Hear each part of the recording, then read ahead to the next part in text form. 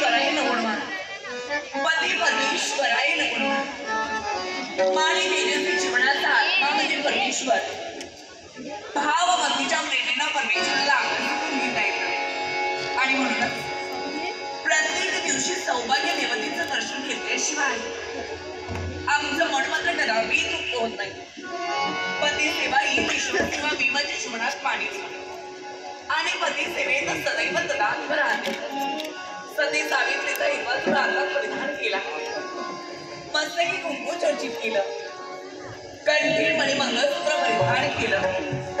ते केवळ देहाची शोभा वाढवण्यासाठी नसून पतिमय प्राणेश्वरांचं महत्व म्हणून देणारे हे आभूषण देवा तुझ्याजवळ एकच प्रार्थना